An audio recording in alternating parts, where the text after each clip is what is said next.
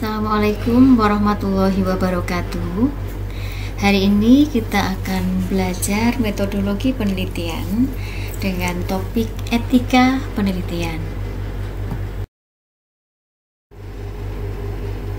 Pengertian dari etika. Etika adalah serangkaian tingkah laku, prinsip, dan aturan moral yang menentukan suatu tindakan dikatakan benar atau salah. Teori etika adalah rasionalisasi yang menjelaskan prinsip-prinsip dan aturan-aturan yang dapat digeneralisasi.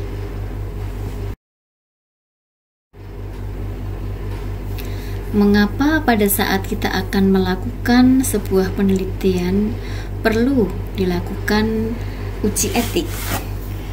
Karena penelitian yang kita lakukan itu berkaitan dengan subjek atau responden, di mana subjek atau responden yang kita ambil adalah manusia. Sehingga ketika subjek kita manusia, kita harus memanusiakan manusia. Untuk itulah perlu dilakukan adanya uji etik guna menjaga keamanan. Menurut Peraturan Pemerintah Nomor 39 Tahun 1995 tentang penelitian dan pengembangan kesehatan, pelaksanaan penelitian dan pengembangan kesehatan wajib dilakukan dengan memperhatikan kesehatan dan keselamatan jiwa manusia, keluarga, dan masyarakat yang bersangkutan.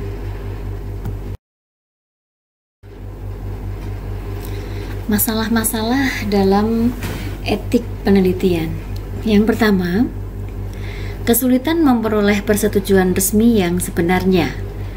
Hal ini karena kurang pengetahuan dan kurangnya informasi. Mengapa demikian? Terjadi karena informasi yang diberikan oleh peneliti hanya diberikan setengah saja atau informasi itu diberikan secara palsu. Juga terjadi karena adanya kekhawatiran, adanya ketidakvalidan dalam penelitian jika diberikan informasi yang sebenarnya. Jadi yang harus kita lakukan adalah memberikan informasi yang sebenarnya, sehingga responden yang akan berpartisipasi dalam penelitian kita, dia benar-benar memahami untuk apa penelitian itu kita lakukan. Dan responden bisa memberikan persetujuan secara resmi setelah dia benar-benar paham terhadap informasi-informasi yang kita berikan. Kedua, paksaan terhadap subjek untuk berperan serta dengan memberikan informasi yang salah sehingga subjek atau responden terpaksa menyetujui, dan persetujuan tersebut dilakukan tanpa adanya pertanyaan, dan ini bisa dikatakan sebuah paksaan. Yang ketiga, menahan keuntungan dari subjek.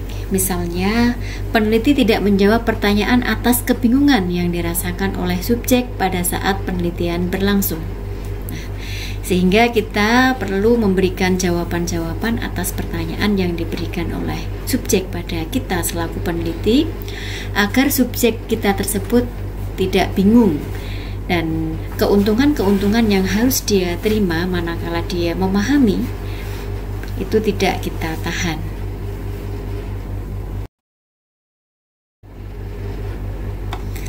Keempat, pelanggaran privasi. Setiap subjek atau responden mempunyai privasi atau kerahasiaan, dan ini harus diperhatikan dalam sebuah penelitian. Peneliti tidak diperkenankan memotret satu sisi kehidupan yang merupakan privasi kecuali atas izin dari responden atau subjek penelitian kita. Berikutnya kita akan belajar tentang hak-hak subjek atau hak-hak dari responden. Yang pertama, informasi. Semua subjek penelitian perlu untuk mengetahui dengan mendetail apa yang akan terjadi pada mereka selama proses penelitian berlangsung. Informasi yang perlu kita berikan meliputi sifat, lama, tujuan dari penelitian, potensi bahaya yang muncul pada saat penelitian tersebut kita laksanakan, manfaat dari penelitian yang kita lakukan, hasil dari penelitian kita, efek maupun efek samping dari penelitian yang kita laksanakan, juga kompensasi yang akan kita berikan jika ada. Misalnya, ketika penelitian kita jalankan, ada kemungkinan pasien mengalami risiko-risiko atau bahaya. Nah, pada saat ada kemungkinan pasien mengalami risiko atau bahaya tersebut, apa yang akan kita lakukan untuk mengantisipasi akan terjadinya bahaya pada pasien atau responden kita tersebut? Itu harus kita sampaikan kepada responden-responden kita. Kemudian kompensasi pada saat dia mau berkontribusi atau terlibat dalam penelitian kita, apa yang akan kita berikan? Misalnya pemantauan terhadap kesehatan setelah penelitian dilaksanakan, atau pemberian reward yang akan kita berikan kepada responden atau subjek penelitian. Itu perlu kita sampaikan juga di awal pada saat kita memberikan informasi kepada subjek atau responden kita. Hak subjek yang berikutnya adalah pengertian. Semua subjek penelitian telah diberikan informasi harus dipastikan mengerti dan paham tentang penelitian yang akan dilakukan.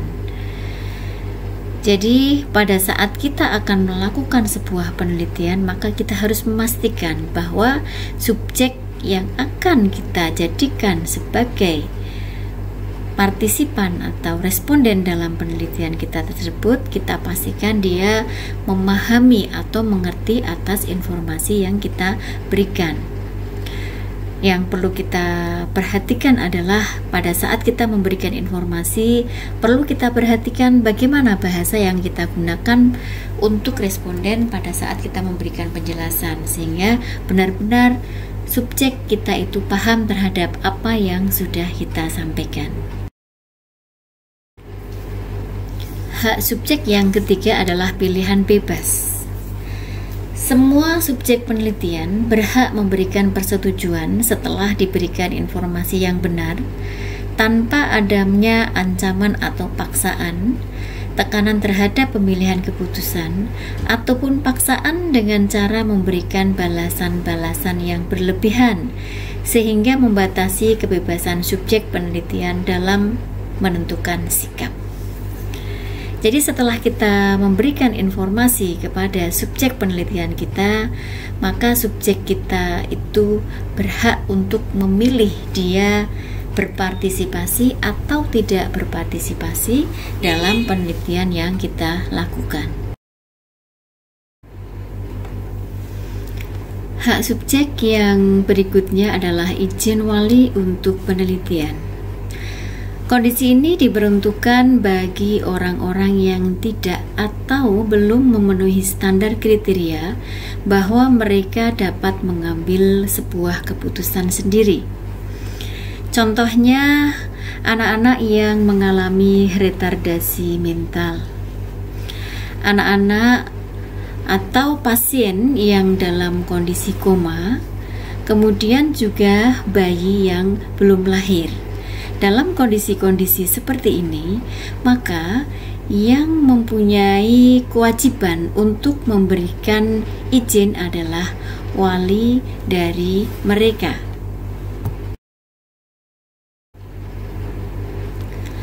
Hal-hal yang perlu kita perhatikan pada saat melakukan penelitian. Yang pertama, menyeimbangkan keuntungan potensi terhadap kerugian.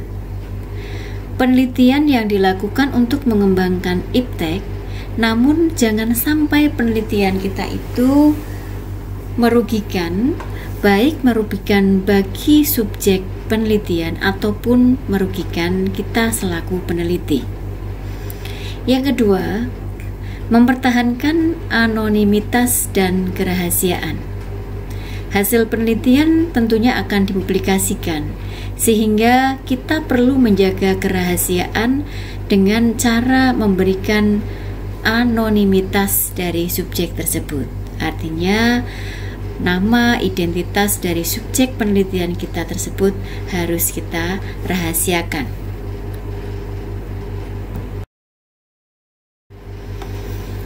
Prinsip etika yang mendasari perlindungan subjek manusia.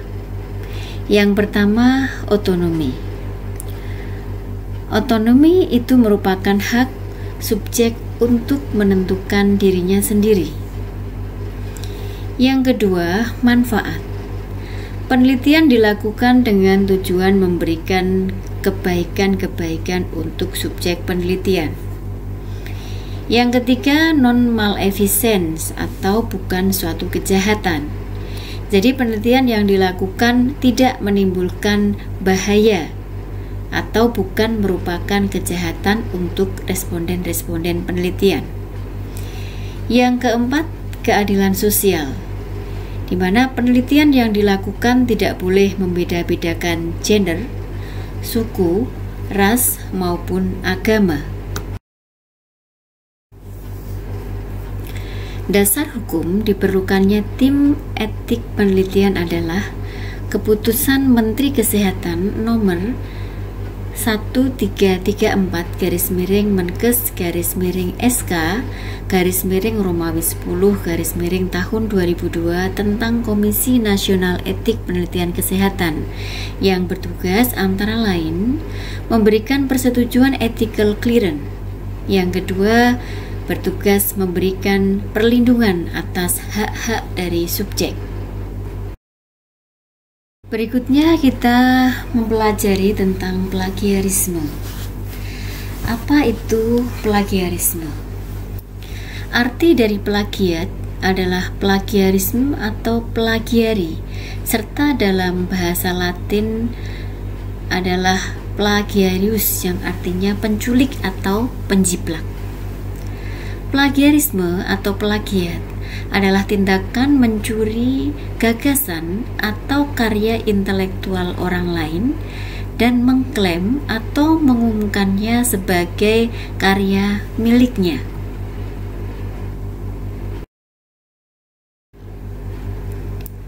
Menurut Peraturan Menteri Pendidikan Nasional Republik Indonesia Nomor 17 Tahun 2010, plagiat merupakan perbuatan secara sengaja atau tidak sengaja dalam memperoleh atau mencoba memperoleh kredit atau nilai untuk suatu karya ilmiah dengan mengutip sebagian atau seluruh karya dan atau karya ilmiah pihak lain yang diakui sebagai karya ilmiahnya tanpa menyatakan sumber secara tepat dan memadai. Untuk itu, kita selaku peneliti atau kita selaku bagian dari intelektual, maka kita harus benar-benar mampu menuliskan apa yang sudah kita kutip dengan baik, dengan catatan kita menyertakan sumber secara tepat dan juga memadai. Jenis-jenis plagiarisme yang perlu kita kenal. Jenis plagiarisme berdasarkan aspek yang dicuri. Plagiat ide atau plagiarism of ideas. Tipe plagiat ini relatif sulit dibuktikan karena ide atau gagasan bersifat abstrak dan kemungkinan memiliki persamaan dengan ide orang lain, atau ada kemungkinan terjadi adanya dua ide yang sama pada dua orang pencipta yang berbeda. Plagiat kata demi kata atau word for word plagiarism. Tipe ini berupa mengutip karya orang lain secara kata demi kata tanpa menyebutkan sumbernya. Plagiasi dianggap terjadi karena skala pengutipannya sangat bersubstansial sehingga seluruh ide atau gagasan penulisannya benar-benar terambil. Plagiasi seperti ini banyak dilakukan pada karya tulis. Dengan demikian, pada saat kita melakukan pengutipan, Maka cara yang perlu kita lakukan adalah dengan memparafrase dari kalimat yang kita ambil tersebut. Dan jangan lupa kita menuliskan sumber kutipan dengan cara baik. Untuk itu kita perlu belajar adanya program Mendeley. Sehingga dengan adanya program Mendeley kita sudah melakukan parafrase dan kita bisa melakukan pengutipan dengan tepat dan meminimalkan adanya nilai plagiarisme yang tinggi. Plagiat sumber atau plagiarism of source. Plagiat tipe ini memiliki kesalahan yang fatal karena tidak menyebutkan secara lengkap selengkap-lengkapnya referensi yang dirujuk dalam kutipan. Jika sumber kutipan itu merujuk seseorang sebagai penulis yang terkait dengan kutipan, maka penulis tersebut harus turut serta disebut. Ini tentu merupakan sikap yang fair dan tidak merugikan kepentingan penulis tersebut serta kontributor-kontributor lainnya. Plagiat kepengarangan atau plagiarism of authorship. Menulis karya tulis yang disusun oleh orang lain. Tindakan ini terjadi atas dasar kesadaran dan motif kesengajaan untuk membohongi publik. Misalnya mengganti cover buku atau sampul karya tulis orang lain dengan cover atas nama tanpa seizin dari penulis aslinya. Jenis-jenis plagiat berdasarkan kesengajaan. Plagiat sengaja. Plagiat sengaja adalah plagiat yang secara sadar melakukan tindakan dengan menggunakan, meminjam, menjiplak karya orang lain, baik berupa ide, gagasan, kalimat, dan teori tanpa mencantumkan sumber referensi. Plagiat tidak sengaja. Plagiat tidak sengaja adalah plagiat yang dilakukan oleh seseorang karena ketidaksengajaan, yaitu kurangnya pengetahuan dan pemahaman orang tersebut dalam mengutip. Jenis plagiat berdasarkan proporsi yang dibajak. Plagiat ringan. Plagiat ringan manakala dalam sebuah karya tulis ilmiah yang dibuat oleh seseorang kurang dari 30%. Plagiat sedang. Plagiat sedang mempunyai persentase 30 sampai dengan 70% dalam sebuah karya tulis yang dibuat. Plagiat total. Plagiat total berarti lebih dari 70% isi karya tulis ilmiahnya merupakan plagiat dari karya orang lain. Plagiat ini tidak bisa ditolerir dan karya tersebut harus direvisi ataupun tidak diakui. Jenis plagiat berdasarkan pola. Plagiarisme total, yaitu tindakan plagiasi yang dilakukan seseorang penulis dengan cara menjiplak atau mencuri hasil karya orang lain seluruhnya dan mengklaim sebagai karyanya. Plagiarisme parsial, yaitu tindakan plagiasi yang dilakukan seseorang penulis dengan cara menjiplak sebagian hasil karya orang lain untuk menjadi hasil karyanya sendiri tanpa menyebutkan sumber aslinya.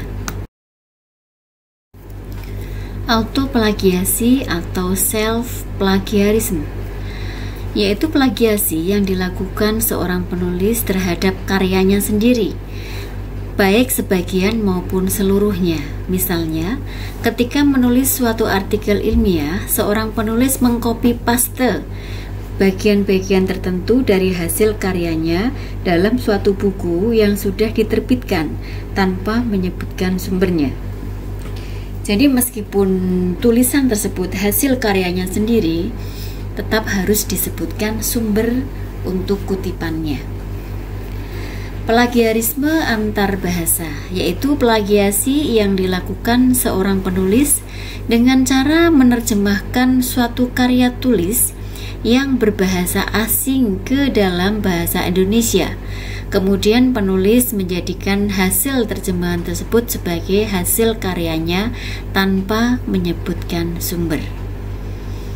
Jadi ketika kita mentranslate hasil karya orang lain ke dalam bahasa Indonesia, kemudian kita menuliskannya di dalam sebuah bagian dari karya tulis, kita harus mencantumkan sumber kutipan tersebut.